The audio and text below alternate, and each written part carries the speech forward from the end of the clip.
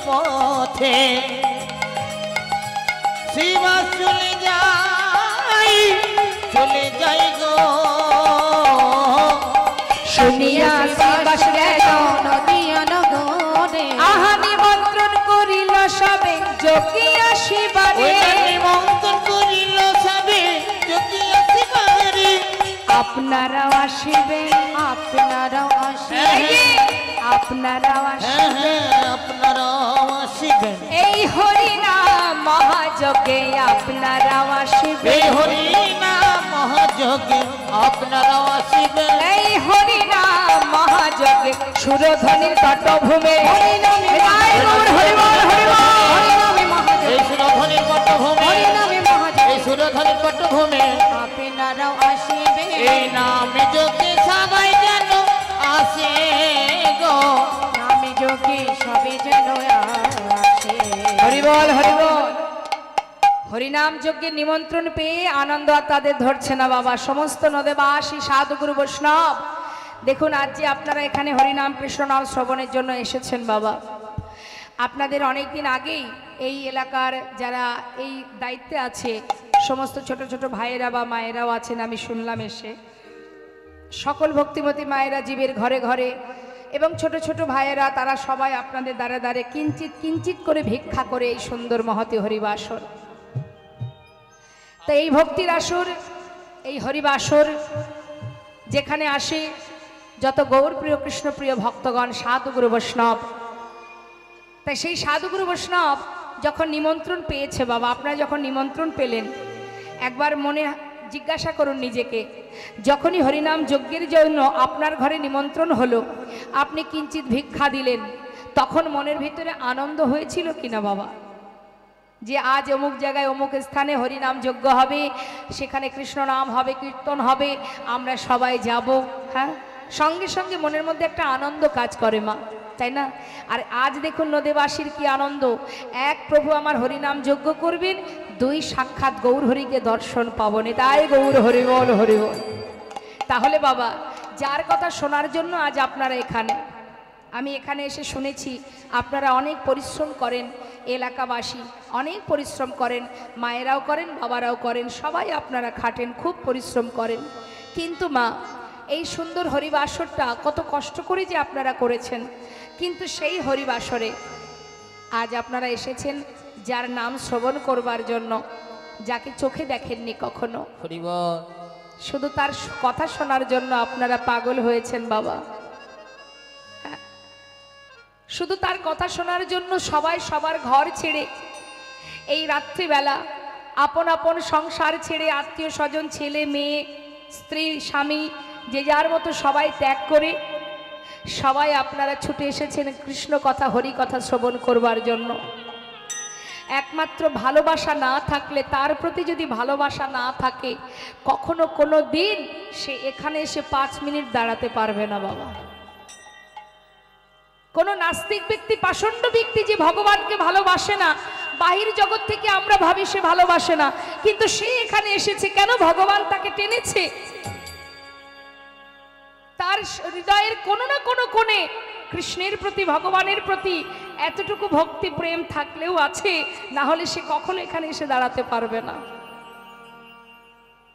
ভালোবাসা ছাড়া কি আর হয় গো মা তাহলে যাকে চোখে দেখেননি তার কথা শোনার জন্য সবাই এমন পাগলের ন্যায় অধীর আগ্রহ নিয়ে বসে আছেন কৃষ্ণ নাম শ্রবণ করবার জন্য হরি বল আর যদি সাক্ষাৎ তাকে একবার চোখে দেখা যায়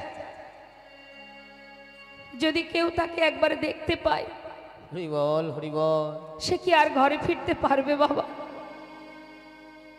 যার কথা শোনার জন্য পাগলে যদি তাকে সাক্ষাৎ দর্শন পাওয়া যায় আজ নদিয়া নাগরীর মনে কত আনন্দ সুরধ্বনির তীরে গৌর হরি হরি নাম যজ্ঞ করবে আমরা সবাই যাব সেই যজ্ঞে নদীবাসী আনন্দ ধরছে না সাধু গুরু বৈষ্ণব তারা পাগলের ন্যায় গৌর দর্শনের ন্যায় ছুটতে ছুটতে যাচ্ছে মহাজন বললেন দেখো দেখো নিমন্ত্রণের পত্র পাইয়া আনন্দিত মা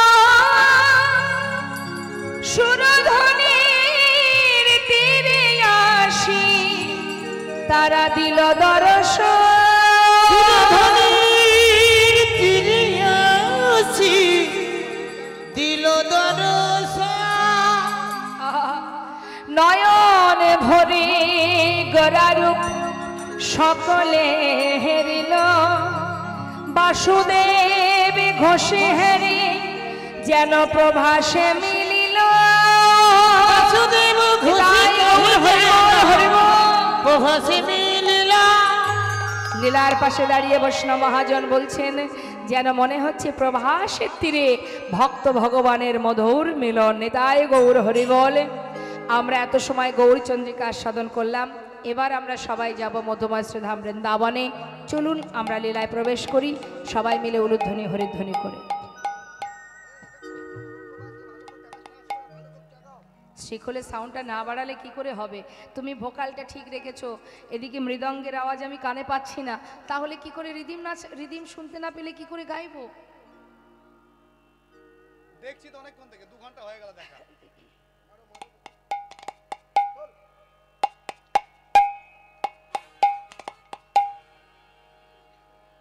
আউটটাকে বাড়িয়ে দিচ্ছে, আউটটাকে তো লোকে শুনছে, আমার দেখানো নেই। ওই জন্য 5 থেকে উনি বলছে এটা ঘোরানো যাবে না। উনি তো জানেন না, এখানে শুনতে পাচ্ছি না। জয় রাধেশ্যাম।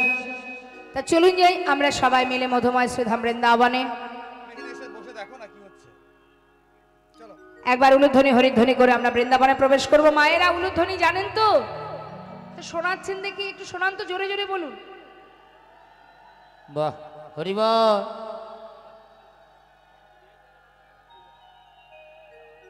বাইরে তো ভালো হবে। দেখুন, হরিবাসরে কৃপণতা করবেন না, আর যেখানে যা করবেন করবেন, হরিবাসরে কৃপণতা করবেন না। এখানে তো আর কিছু নয়, একটু কর্ম করতে হবে। কি কর্ম? উলুধ্বনি করবেন, দুহাত তুলে হরিধ্বনি করবেন, বাবারা দুবাহু তুলে জয়ধ্বনি করবেন। এখানেও যদি কৃপণতা করেন তাহলে কি হয়? অলসতা জড়তা এগুলো বাদ দিন, উচ্চস্বরে হরিধ্বনি উলুধ্বনি করুন। সবাই মিলে প্রেম সে দুবাহু তুলে নিতাই গৌর হরিবল হরিবল হরিবল। বেশ, চলুন যাই আমরা শ্রীধাম বৃন্দাবনে। উলুধ্বনি হরিধ্বনি করে বৃন্দাবনে প্রবেশ করব। বৃন্দাবনে রাজার জয় দিয়ে সবাই মিলে একসঙ্গে গাইব একটি ভজন গান। বৃন্দাবন ধাম আচ্ছা জপে যা রাধে রাধে। হাতে তালি দিয়ে সবাই মিলে, হ্যাঁ, এক তালে তালে।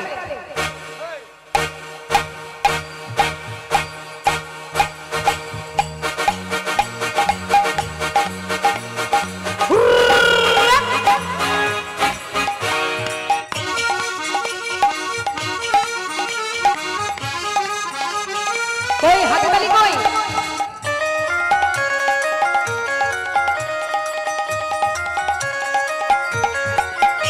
বৃন্দাবন ধাম বৃন্দাবন ধাম অপার জপে যা রাধে রাধে। হয় হাতে তালি দিয়ে।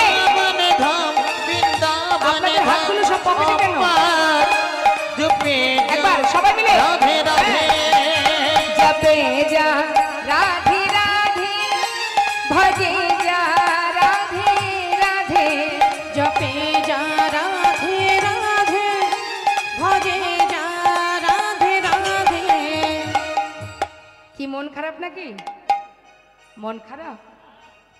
তাহলে হাতগুলো সব যে যার মতো গুটিয়ে রেখেছে। ঠান্ডার জন্য। ঠান্ডা তো লাগবে, কাজ না করলে ঠান্ডা তো লাগবে। একটু কর্ম করলে দেখবেন আর ঠান্ডা কিছু করতে পারবে না। হ্যাঁ, কই দেখি কার কার হাত আছে একটু দেখি। ভগবান দিয়েছে হাত, ভগবান দিয়েছে, ঠিক আছে।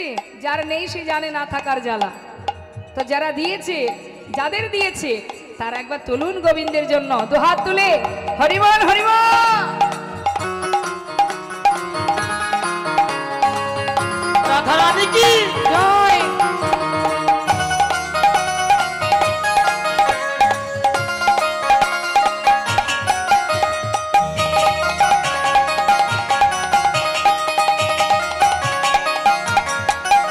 जो राधा राधा गावे वो प्रेम पदार्था पावे। जो राधा राधा गावे वो प्रेम है जाए बेड़ा पार जपे जा राधे राधे पक हो जाए मेरा पार जपे जा राधे राधे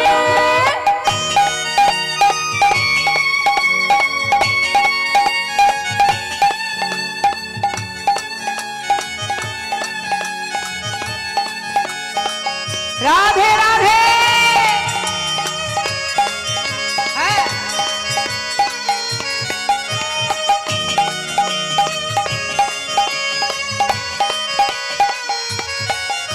जो राधा नामी न हो तो रसरा जो बेचारा रोता जो राधा नामी न हो तो रसरा जो बेचारा रोता। हरे कृष्ण। श्रीमती राधारानी যদি বৃন্দাবনে না আসতেন আমার গোবিন্দ আসতেন না মা নাহি হতো अच्छा নাহি হতো কৃষ্ণ অবতার जपे जा राधे राधे नहीं हो तो कृष्ण अवतार जपे जा राधे राधे ओ বৃন্দাবন ধাম অপার জপে যা রাধে রাধে भजे राधा रानी की जपे जा राधे राधे जपे जा राधे राधे प्रेम से बोलिए राधा रानी की।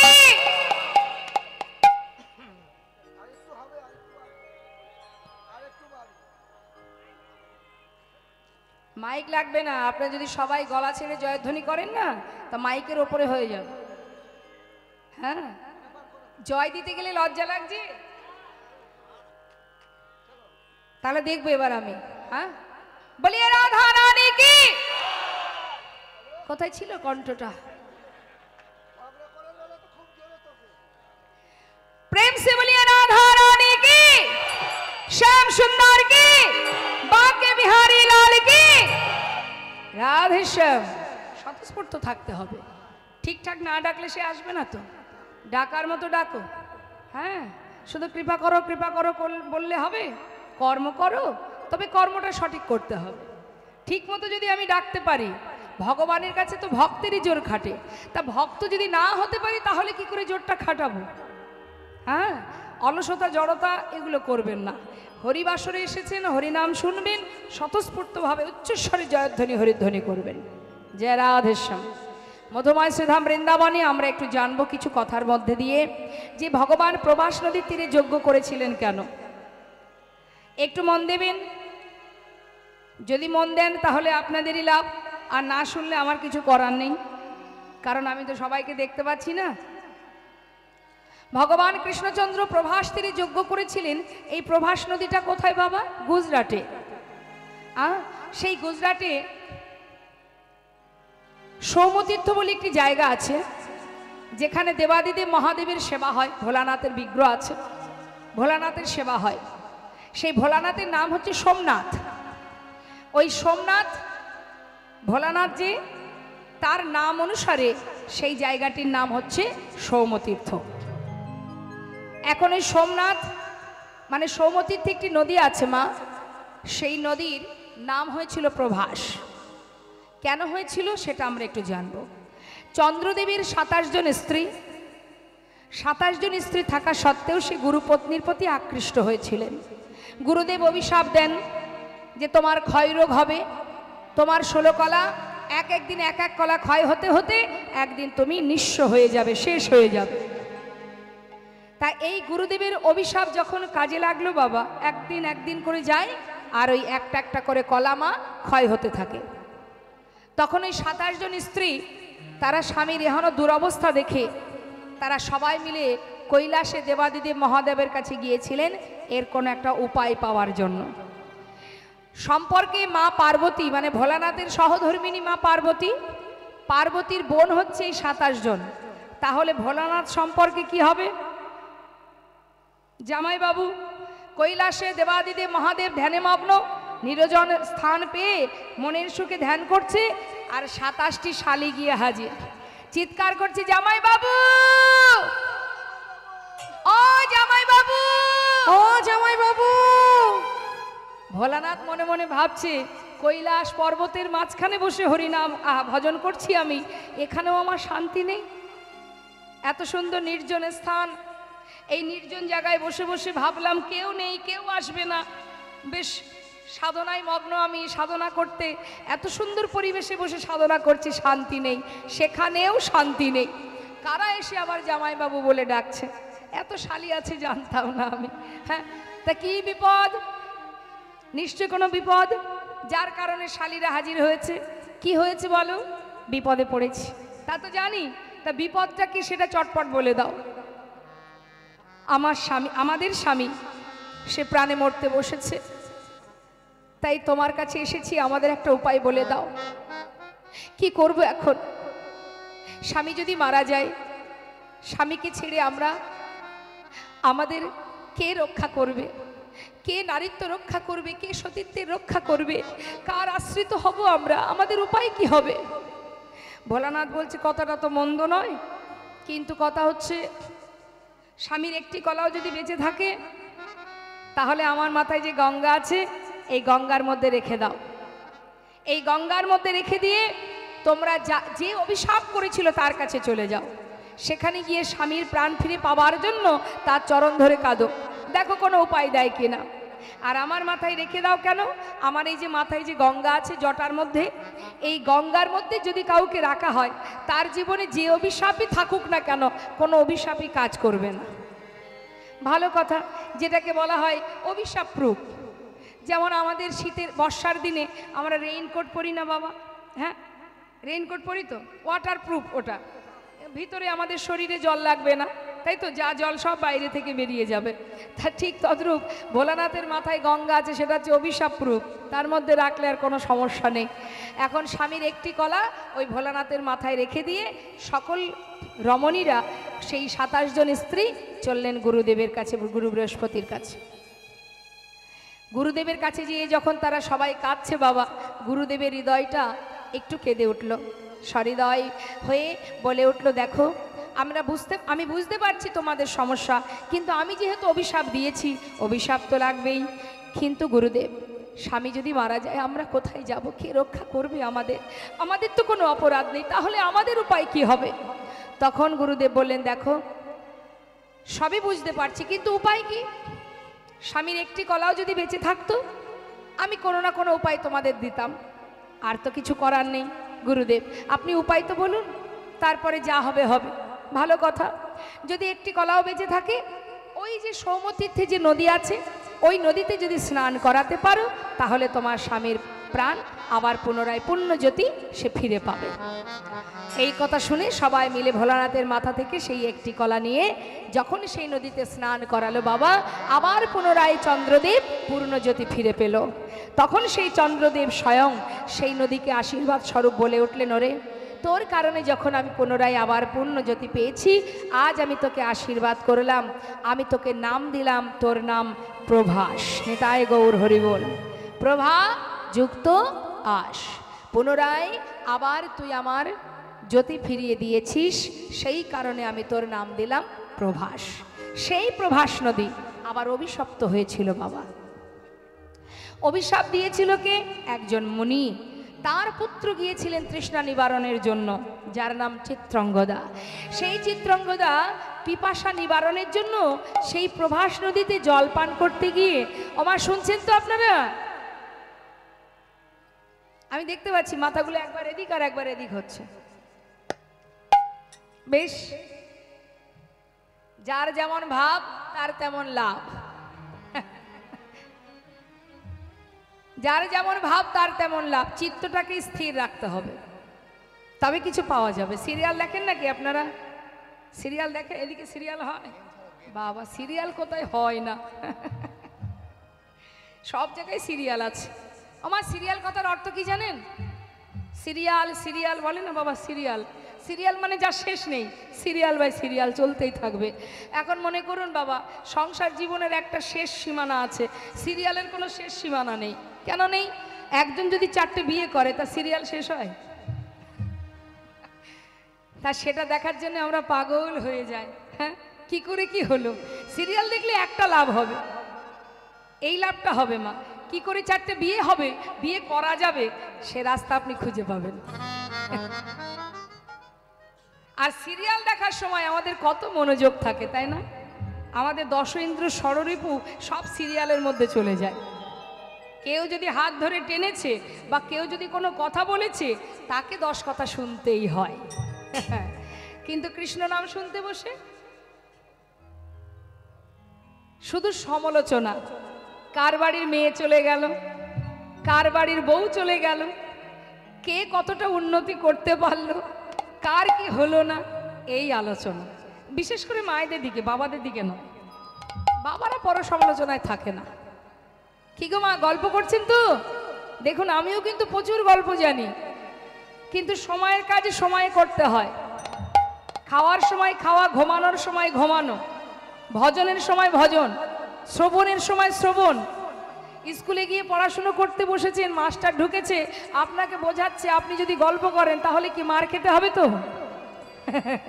ঠিক তদ্রূপ এই যে সুন্দর হরিবাসরটা, এখানে যে আসনটা পাতা আছে, এটা শোনার জন্য, গল্প করার জন্য নয়, তাই তো? ভাগ আছে বাবা।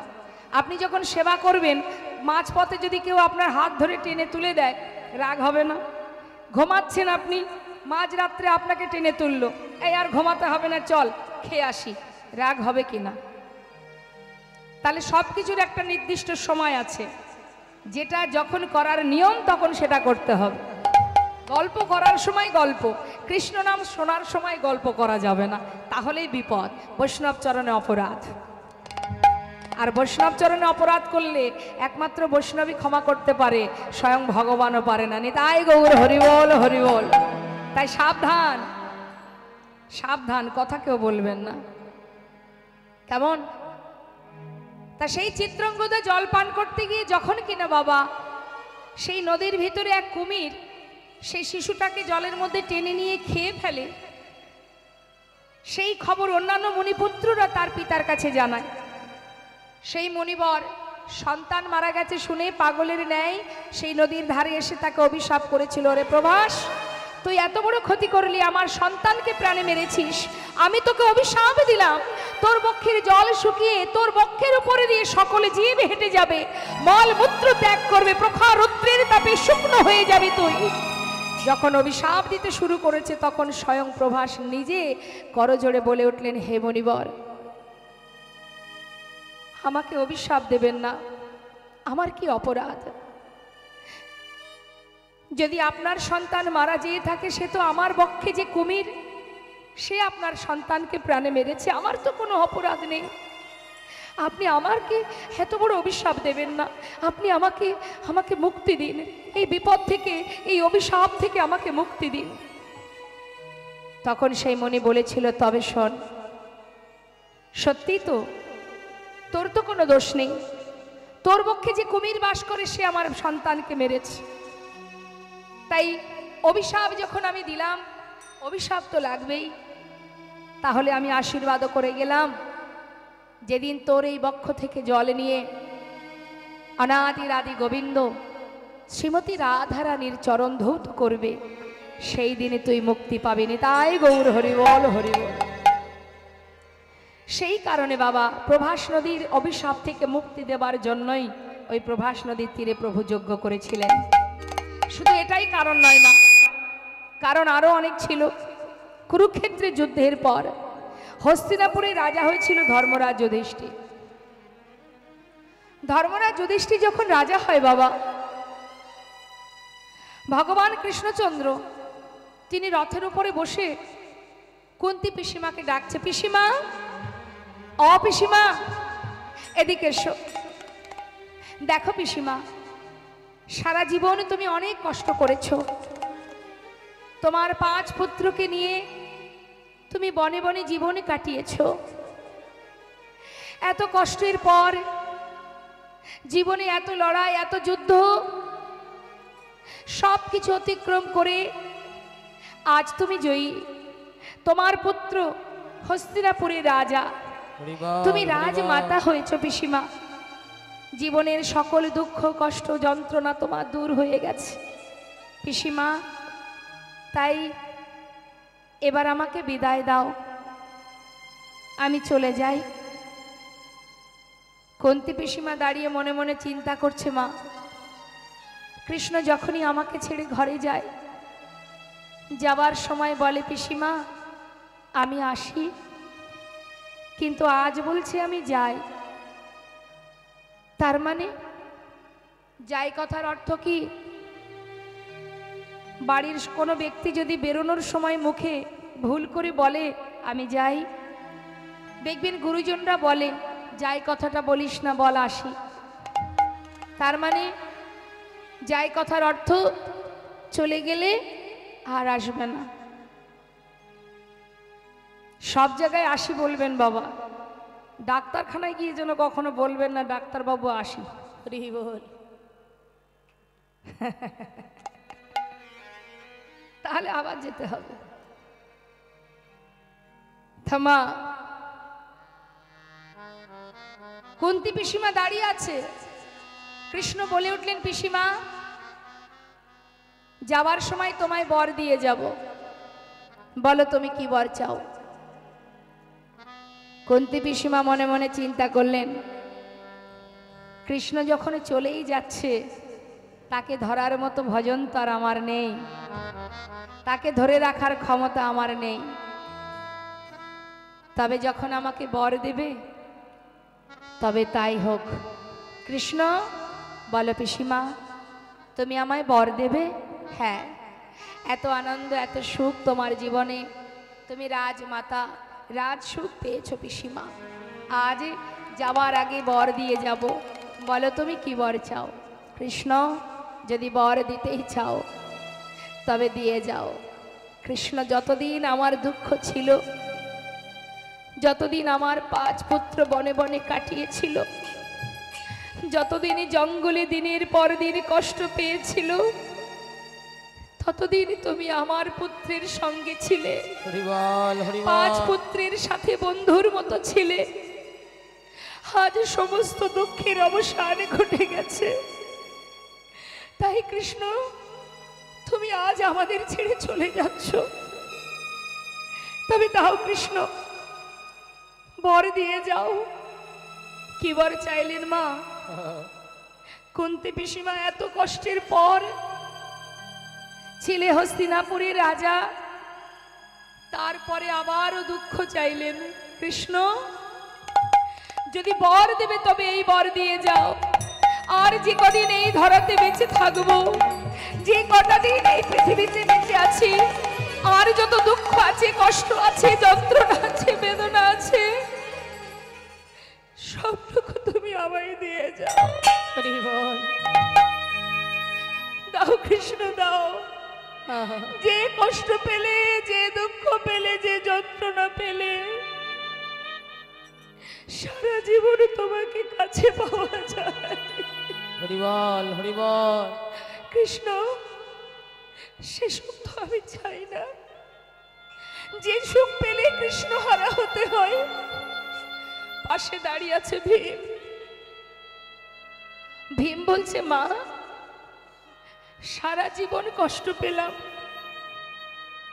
কত কষ্ট করেছি আমরা তোমাকে নিয়ে, এতগুলো দিন পর দাদা সবে মাত্র রাজা হলো, তুমি আবার কেন দুঃখ চাইছো মা গো? তোমার কি দুঃখ পেয়ে স্বাদ মেটেনি? মা বলে উঠলেন ওরে ভীম, দুঃখ ছিল বলেই তো কৃষ্ণ আমাদের সঙ্গে ছিল, আজ দুঃখের অবসান ঘটেছে, তাই কৃষ্ণ চলে যাচ্ছে। বল বাবা একটিবার বল, হাজার দুঃখ পেয়ে কৃষ্ণকে নিজেদের কাছে রাখা ভালো, নাকি সোনার সিংহাসনে পেয়ে কৃষ্ণকে হারানো ভালো? চাই না আমি সেই সিংহাসন, চাই না আমি সে সুখ, যে সুখ পেলে কৃষ্ণ হারা হতে হয়। যদি স্থির সিংহাসন ছেড়ে নেমে আয়, যে সিংহাসনে বসলে চিরতরে কৃষ্ণ হারা হতে হয়, সে সিংহাসন আমি চাই না। নেমে আয়, নেমে আয় বাবা, নেমে আয়। হরি বল। স্বয়ং ভগবান রথ থেকে নেমে কুন্তি পিসিমার কাছে এসে পিসিমাকে জড়িয়ে ধরেছে।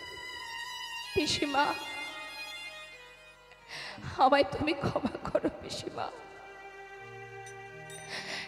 আমি বুঝতে পারিনি পিসিমা তুমি আমায় এত ভালোবাসো। পিসিমা, কথা দিচ্ছি আমি আমার জন্য সোনার সিংহাসন পরিত্যাগ করতে হবে না।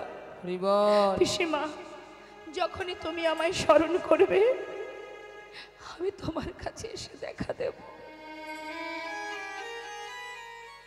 কুন্তি পিসিমাকে সান্ত্বনা দিয়ে ভগবান কৃষ্ণচন্দ্র রথে বসে চলে যাচ্ছে। হঠাৎ আর এক মা চিৎকার করে উঠলেন, মাধব,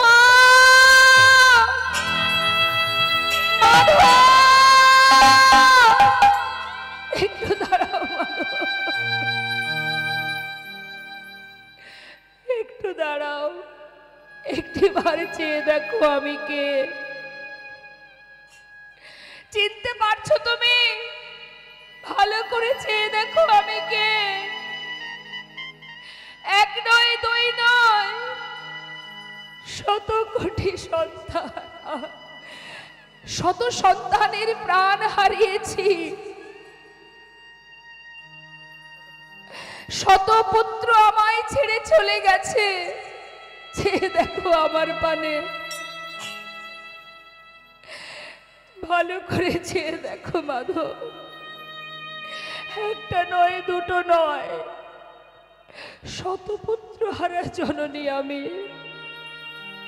শুনে রাখো মাধব, আজ তোমার জন্য এমন অবস্থা আমার। সন্তান হারা জননী আমি, পাগলের ন্যায় পথে পথে ঘুরছি আমি। মাধব, তোমার জন্য আজ আমি সন্তান হারা হয়েছি। বংশে একটি বাতি দেওয়ার মতো পুত্র তুমি রাখনি। শোনো মাধব, আজ আমি তোমায় অভিশাপ দেব। তুমি যদি না চাইতে এই যুদ্ধ হতো না। তুমি যদি না চাইতে আজ আমি সন্তান হারা হতাম না। মাধব, আমি তোমায় অভিশাপ দিলাম, আমি তোমার অভিশাপ দিলাম। যেমন তুমি আমার কুরু বংশ ধ্বংস করেছো, তেমন তোমার যদু বংশ ধ্বংস হয়ে যাবে। একটা দ্বীপও বেঁচে থাকবে না। আরো বলি শোনো, তোমারও মৃত্যু হবে। নিম্ন বৃক্ষের ডালে তুমি বসে থাকবে, ব্যাধের হাতে তোমার মৃত্যু হবে। আমি সুবল কন্যা, অভিশাপ ব্যর্থ হবে না। সমস্ত রাজসভার প্রত্যেকে এসে মাতা গান্ধারীকে জড়িয়ে ধরে বলছে, মা হরিবল হরিবল, তুমি অভিশাপ ফিরিয়ে নাও মা, এই অভিশাপ করো না, অভিশাপ ফিরিয়ে নাও। ভগবান কৃষ্ণচন্দ্র বললেন, শান্ত হও। মা তো কোনো ভুল কিছু বলেনি, ঠিকই তো বলেছে। তোমরা কেউ বাধা দিও না। শুনে রাখো, কুরুক্ষেত্রের যুদ্ধে জয়ের আনন্দ যেমন আমি পেয়েছি, তেমন পরাজয়ের যন্ত্রণাগুলো আমি পেয়েছি। সকল মায়ের আশীর্বাদ যেমন আমি পেয়েছি, তেমন সকল মায়ের অভিশাপও আমি মাথায় নিতে চাই। তোমরা বাধা দিও না। ছুটে এসে মাতা গান্ধারীর কাছে এসে করজোড়ে বলে উঠলেন, মা, মাগো, তোমার কথাই সত্য হবে মা। আমি তোমার এই কথা শিরোধার্য করলাম। ধ্বংস হবে মা, তোমার বাক্যই সত্য হবে। বাবা, সেই 56 কোটি যদুবংশ মা, তারা শিশুকাল পার করে যখন পরিপূর্ণ যৌবন বয়স হলো তাদের, তখন তারা গুরুজনকে সম্মান করে না, শ্রদ্ধা ভক্তি করে না। এতটাই উদ্ধত্ত ছিল, এতটাই দুষ্ট ছিল সেই 56 কোটি যদুবংশের সন্তান। আর সেই সন্তানেদের মধ্যে একটি সন্তান ছিল অনেকটা মেয়েদের মতো দেখতে, যার নাম ছিল শাম্ভ। মেয়েদের মতো দেখতে বলে তার শরীরে একটি কাপড় পরিয়ে পেটের উপরে একটা কড়া বেঁধে জঙ্গলে মুনি ঋষিদের কাছে নিয়ে গিয়ে জিজ্ঞাসা করছে, ও ঋষিবর, ও মুনিবর, তোমরা বলতে পারো এর গর্ভে কে জন্ম নেবে? এখন যুগ যুগ ধরে সাধনা করছে যারা বাবা, তাদের কিছু কি জানতে বাকি থাকে? মা বলে উঠলেন, বালক, তোমরা এইভাবে বারবার বিরক্ত করো না, তোমরা ঘরে ফিরে যাও। কিন্তু কোনো কথাই শুনছে না। কেন যাব? যুগ যুগ ধরে সাধনা করছো, তোমরা বলতে পারবে না এর গর্ভে কে জন্ম নেবে, নারী না পুরুষ? বারবার বিরক্ত করছে বলে তখন সেই মুনি ঋষি বলে উঠলেন, তবে শোন, এর গর্ভে যে জন্মগ্রহণ করবে তাকে দিয়েই তোদের এই 56 কোটি যদুবংশ ধ্বংস হয়ে যাবে। তারা এই কথা শুনে ঘরে চলে গেল। দেখতে দেখতে সেই যে পেটে কড়াটা বেঁধেছিল বাবা, সেটা ফাল হয়ে প্রসবিত হলো। সেই ফাল নিয়ে যখন ভগবানের কাছে গেল, ভগবান দেখেই চিনতে পারলেন, তিনি সব কথা তার মনে পড়ে গেল। তিনি বলে উঠলেন, বালক, এক কাজ করো, এই ফালটা নিয়ে প্রভাস নদীর তীরে যে পাথর আছে, ওই পাথরে এটাকে ঘষে ঘষে শেষ করে দাও। সমস্ত বালকরা ছুটে গেল প্রভাস নদীর তীরে। সেখানে যে পাথর, সেই পাথরে ফালটা ঘষতে শুরু করলো। যত ঘষছে তত ফেনা বাহির হচ্ছে, আর ওই ফেনাগুলো সব নদীর ধার দিয়ে দিয়ে যাচ্ছে। একটা করে নল খাগড়ার গাছ তৈরি হচ্ছে, ওই ফেনা দিয়ে নল খাগড়ার গাছ তৈরি হচ্ছে।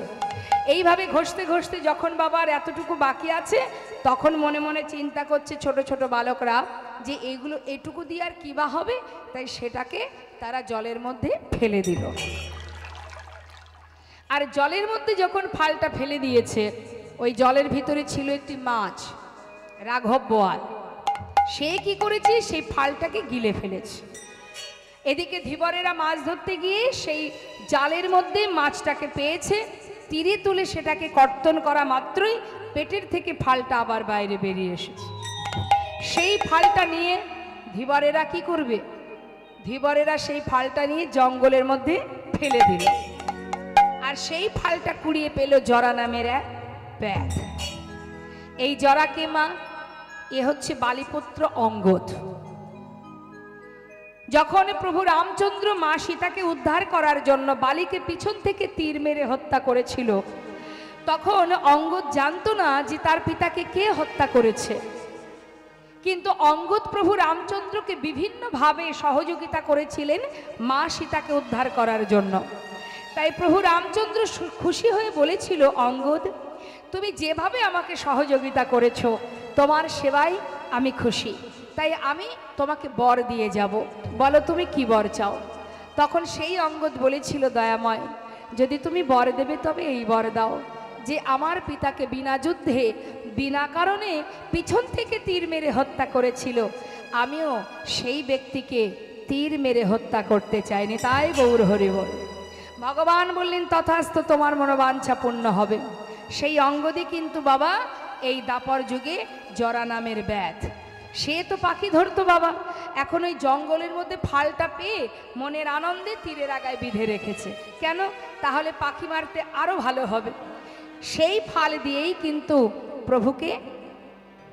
প্রভুর চরণে মাছরাঙা পাখি ভেবে এই যজ্ঞ সম্পন্ন হবার পর, প্রভাসের তীরে যজ্ঞ সম্পন্ন হবার পর 56 কোটি যদুবংশ তারা ওই নদীর তীরে, প্রভাস নদীর তীরে, তাদের মধ্যে কথা কাটাকাটি হতে হতে তারপরে হবে মারামারি, আর মারামারি হতে হতে হবে লাঠালাঠি। এখন লাঠি কোথায় পাবে? ওই যে নলখাগড়ার গাছ, যেটাকে যে মারবে সেই ভূমিতে পতিত হবে। আর ভগবান যজ্ঞ সম্পন্ন করে সে নিম্ন বৃক্ষের ডালে বসে চরণটা তার দুলবে, আর চরণটাকে মাছরাঙা পাখি ভেবে এই জরা নামের ব্যাধ যখন তীর ভেদ করবে, ভগবান ভূমিতে পতিত হবে। সব কিছু সাজানো গোছানো হলো বাবা। ভগবান চলে গেল দ্বারকায়। আর বৃন্দাবনের কি অবস্থা আমরা পদাবলী দিয়ে একটু ছোট করে শ্রবণ করব। সেই সঙ্গে একটা কথা বলবো মা, এই সুন্দর হরিবাসর, এদিকে ভগবানের সেবা, নৃসিংহদেবের সেবা, আপনাদের মতো সাধুগুরু বৈষ্ণবের সেবা, এ তো আর কিঞ্চিত ভিক্ষা দ্বারা সম্ভব নয় বাবা, একার দ্বারা সম্ভব নয় মা। তাছাড়া যিনি বিশ্বব্রহ্মাণ্ডের মালিক, তিনি বিশ্বব্রহ্মাণ্ডের মালিক হয়েও ভক্তের কিঞ্চিত ভিক্ষা, ভক্তের দান, ভক্তের ভালোবাসা স্বরূপ যে দান, সেই দান, সেই ভিক্ষা তিনি বড় ভালোবাসেন। আপনি যেটুকু দান করছেন ভগবানের জন্য, মন থেকে দান করছেন, এই যে মন থেকে দান করছেন, আপনি মন থেকে নিবেদন করছেন, সেটাই কিন্তু ভগবান সন্তুষ্ট হন। তাই আপনাদের চরণে আমার নিবেদন, আপনারা ভগবানের সেবার জন্য নিবেদন করুন, যতটুকু আপনাদের সামর্থ্য আপনারা অর্থ দান করুন ভগবত সেবার তরে। দান করছেন, আবারও আপনাদের কাছে আমরা যাব, কমিটির ভক্তগণ, ছোট ছোট ভাইয়েরা আপনাদের কাছে যাচ্ছে, দেখুন কতটা কৃষ্ণ ভক্তি তাদের হৃদয়ে এইটুকু বয়সে। এই জগতে অনেকেই আছে, অনেক জায়গায় দেখেছি বাবা, হ্যাঁ, ইয়াং ছেলে মেয়েরা তারা কিন্তু এই দিকে আসে না, কিন্তু আপনাদের এই হরিবাসরে আমি দেখতে পাচ্ছি ছোট ছোট ভাইয়েরা, তাদের বয়স খুবই কম, কিন্তু তারা হৃদয় মাঝে কৃষ্ণ ভক্তি নিয়ে তারা কিভাবে এইভাবে বৈষ্ণব সেবা, ভক্ত সেবা, এই সুন্দর হরিবাসরে আয়োজন করছে দিন রাত পরিশ্রম করে। তাই আজও ওরা যাচ্ছে আপনাদের কাছে, আপনারা কিন্তু বঞ্চিত করবেন না, সবাই দেবেন। তবে নিশ্চয়ই আপনারা জানেন মা, বর্তমান সমাজের যা পরিস্থিতি, 1-2 টাকায় কিছুই হয় না। তাই আপনারা যার দেওয়া সম্পদ তাকেই তো দেবেন বাবা, যিনি আপনাকে দিয়েছে আপনি তাকেই দেবেন, তাই না? তাতে আর চিন্তা কিসের, ভয় কিসের? তাই কৃপণতা নয়, মুক্ত হস্তে দান করুন। 1-2 টাকায় কিছু হয় না, আমি বলবো প্রাণ ভরে আপনারা ভগবানের জন্য দান করুন। আপনারা তো আর অন্য পাত্রে দিচ্ছেন না, সঠিক পাত্রে দান করছেন। তাই দানের সময় যেন কৃপণতা না থাকে, সবাই দান করবেন। যাচ্ছে আপনাদের কাছে, আপনারা কিন্তু দিও কিঞ্চিত, না করিও বঞ্চিত, অর্থাৎ বঞ্চিত হবেন না। ভগবানের সেবার তরে দান করুন। জয় নিতাই, জয় গৌর।